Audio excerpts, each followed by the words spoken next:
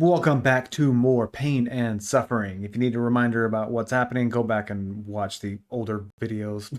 Links in the description. Subaru has died for the first time in this arc, and that's where we're picking up the story. Subaru opens his eyes to see that he's in front of the Apple Store. His mind, that seemed frozen in the last moments, is thrown into his current surroundings so fast that he has whiplash. It's too much, and he can't think. Rem calls out to him. Briefly, Subaru is connected to the here and now, but it quickly fades. He falls to his knees and hugs her as he starts to cry. He feels the eyes on him from everyone in the street, but he doesn't care. Even if they laugh, even if they mock him, it means he's not alone. Not gonna lie, for a second or two, it looks like that he's back to day one, and I was going to be pissed. But he's not. They're back to the day where he and Rem were walking around the Capitol. And I just want to point out that crying may not be the best way to put this. He's laughing and crying. And this is the same for both versions. He'll just start randomly laughing like he's remembering a joke. Meanwhile, he's giving a 1,000-yard stare with tears running down his face. Okay, time to make some guesses. At the beginning of the arc, he's at the village. Then he goes to the mansion. I think they go to the capital the next day, but I'm not completely sure. Given how much time they walk around before it gets dark, I'm going to say they go to the capital the next day at the earliest. The ceremony begins the day after. They get to the capital. Subaru fights Julius, argues with Amelia the same day.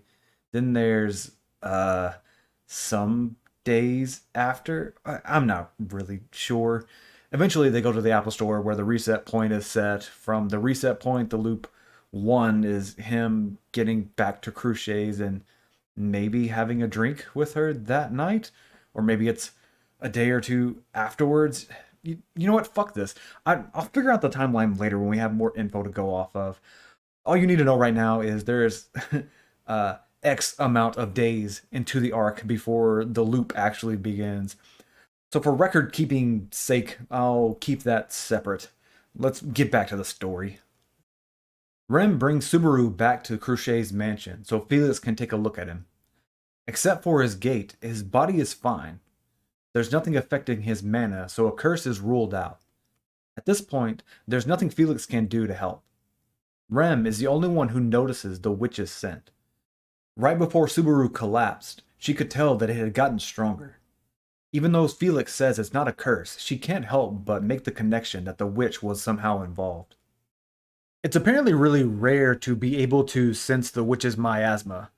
From this scene, we see that not even magic can detect it. Felix is healing him and looking for curses, and he doesn't find anything. You would think that if it was possible to detect by magic, then Rem would have said something so that Felix could look and see. Or maybe that Felix would have noticed something sooner. Rem can sense it because she's an Oni. Beatrice could sense it because... Is it because she's a spirit? Or is it because she's a special spirit? I don't know. The point is, here, Rem is pretty much the only one that's even going to notice it.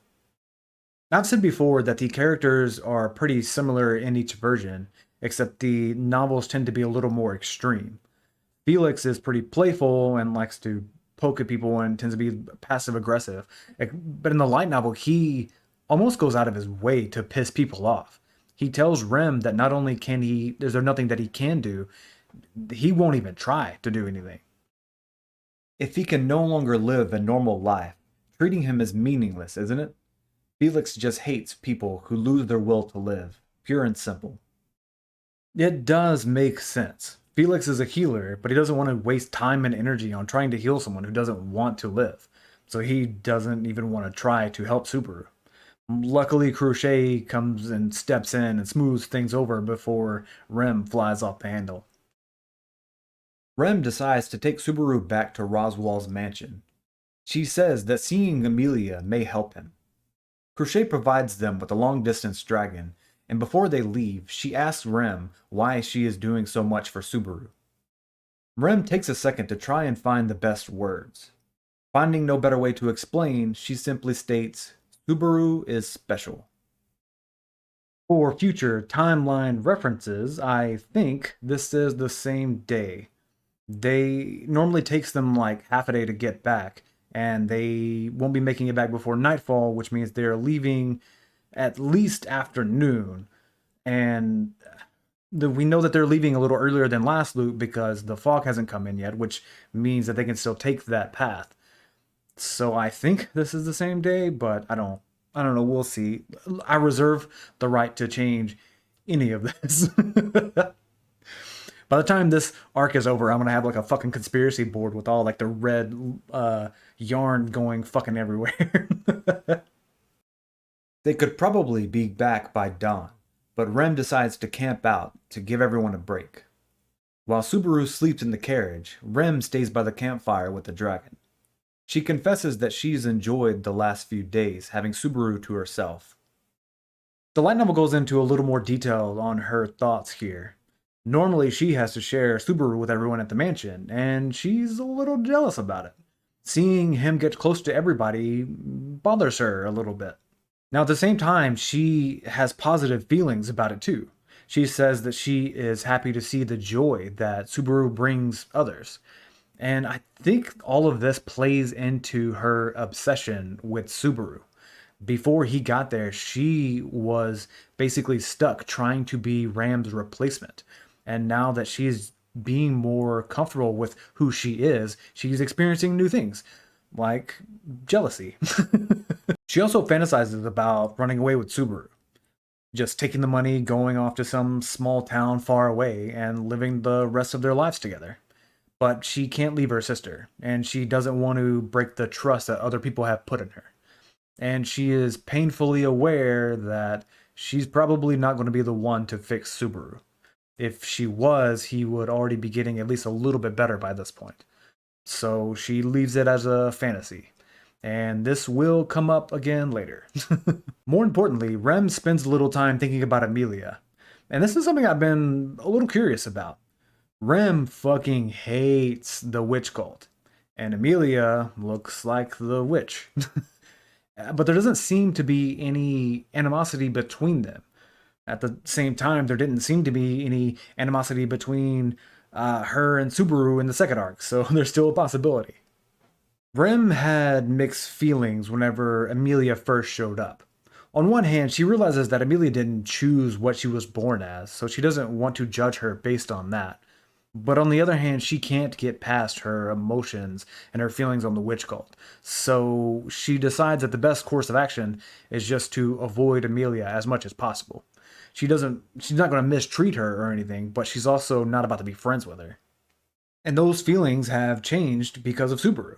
Subaru is around Amelia a lot, which ends up meaning Rem is around her more often. And so she is friendlier towards her now because they've had a chance to interact more. And she is still jealous of Amelia. So there's still mixed emotions there, but it's at least a little bit better off than what it was. As they get closer to the mansion, Rem feels a sudden pain. Anxiety, anger, and fury come to her mind.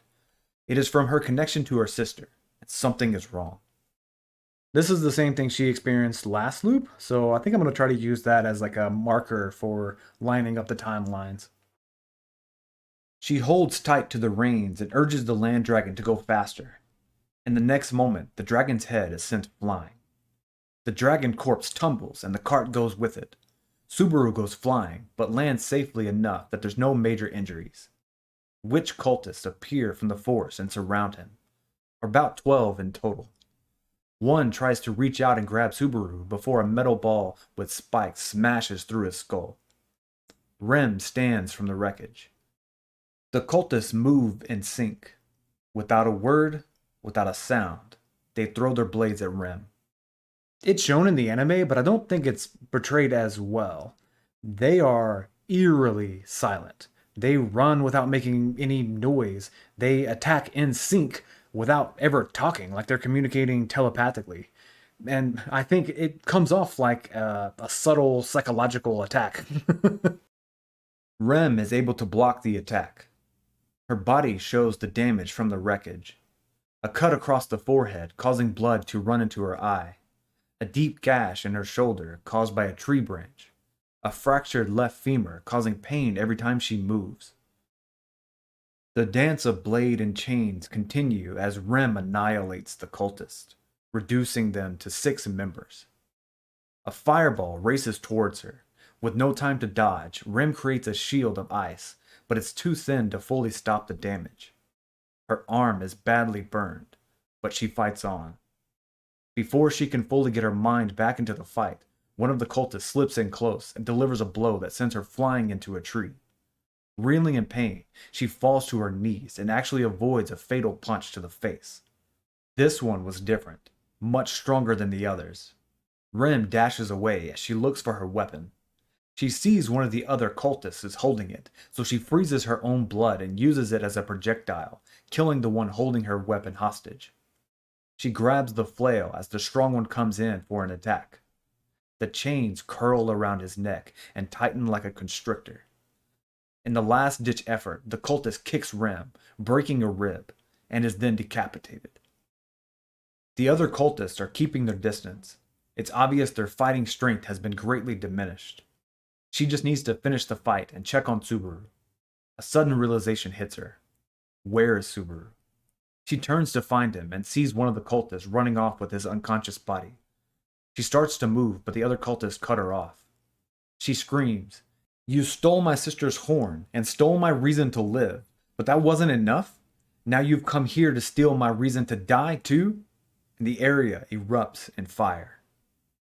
Yeah, this version is from the light novel. The anime is pretty similar, but it doesn't show off the stronger cultist. And they'll come back up, so I wanted to kind of introduce them now. The only reason that Rem got hurt from the crash is because she was trying to protect Subaru. She threw him off before anything happened, but in the process of doing that, she didn't have time to get off herself. So if it wasn't for him, she would have jumped off the wagon and she would have went into the fight without any injuries. And I'm not saying that she wouldn't have gotten hurt during the fight, but in my opinion, I think that she would have then handled all of them, just killed all of them without getting any major injuries on herself. But I'm also a little biased, so. Subaru wakes up, chained to a cave wall, with the man's face close to his. He is skin and bones, almost a walking corpse. You wouldn't happen to be Pride, would you? Subaru doesn't answer. He continues to stare into space, ignoring everything around him. The man introduces himself as Send Archbishop, representing Sloth. Pirogis Romane Canti. A lot of new info here. So the witch cult is broken up into different ranks, with Archbishop being at the top, or near the top. And you'll notice that he says that he is the Archbishop of Sloth.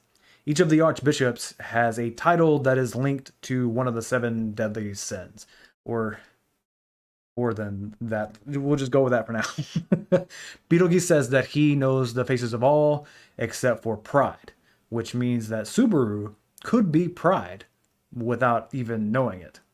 It's a pretty popular theory that his return by death power is from the authority of Pride. I am not a huge fan of that theory. The powers don't really line up well, in my opinion. And to me, it seems like return by death is from the Witch of Envy than anything else. There's also another theory that he is Envy. And I haven't really seen as many people use this theory. And it also doesn't really make sense to me because the Witch of Envy is alive.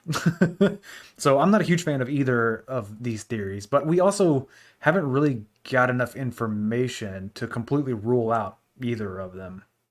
So let's talk about names. Betelgeuse was actually renamed. In the novels and in the Japanese anime, he is called Betelgeuse. In the dub and the text for the sub, he is named Betelgeuse. I think I know why they made the change, but I can't go into it a whole lot until the other archbishops are named, so we'll have to wait on that. There's quite a few small name changes, actually, and I've seen a lot of novel readers are not fans of those changes. For the most part, I don't really care, but I still want to point out the differences every now and then. Sloth continues to question Subaru. Why does such a dense love hang so abundant upon your person? Do you not own a copy of the gospel? He pulls a book from his robe as he stares at Subaru, who is still ignoring him. Great questions, but Subaru isn't going to answer, and we don't really know the answers either. We haven't seen a book yet, so I'm assuming that's a no. But he does ask one question that I want to talk about. He asks why Subaru is pretending to be insane. His argument is that Subaru is insane in a sane way. Basically, Subaru is acting in a way that's going to bring him sympathy rather than him actually losing it. He says, I pity your wretched, ugly, lowly, diminutive, sinful being from the bottom of my heart. Despite all of that, you are so loved. You'd rather waste away in stagnation than repay the goodwill shown to you. You are truly slothful. Obviously, he doesn't know anything about Return by Death or anything that Subaru has seen. He's just going by the way Subaru is acting, which kind of puts me on the fence. It's not a terrible argument. Subaru ignores most of what is happening around him, but he does react a little bit whenever things directly affect him, like being licked in the eye. Beetlejuice is probably more insane than Subaru is right now. He says that Subaru's actions are an insult to people who are actually insane. Anyway, from Beetlejuice's perspective, Subaru could be faking it. And I think, and this is just me speculating, that Subaru is not faking it, but he's also not completely out of it either. I think that he somewhat recognizes the situation that he's in, but he also recognizes that there's really nothing that he can do about it. So his brain is having trouble processing everything. It's basically just disassociation, and the light novel is kind of closer to that idea. It's basically like his subconscious is running away from reality just because his brain just can't deal with it. Occultus whispers to Beetlejuice, too quiet for anyone else to hear. He nods as he repeats the events being told to him, stopping occasionally to monologue and make exaggerated movements. At some points, even biting down on his fingers until they bleed. Speaking of fingers, the strong cultist from before is actually called a finger, and it's Beetlejuice's left ring finger.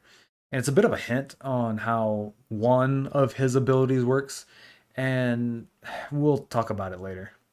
Another thing that's brought up is the ordeal, and we don't get a whole lot of information about it just yet, but given the timeline that I don't fully understand, the ordeal is why they are attacking the mansion and the village.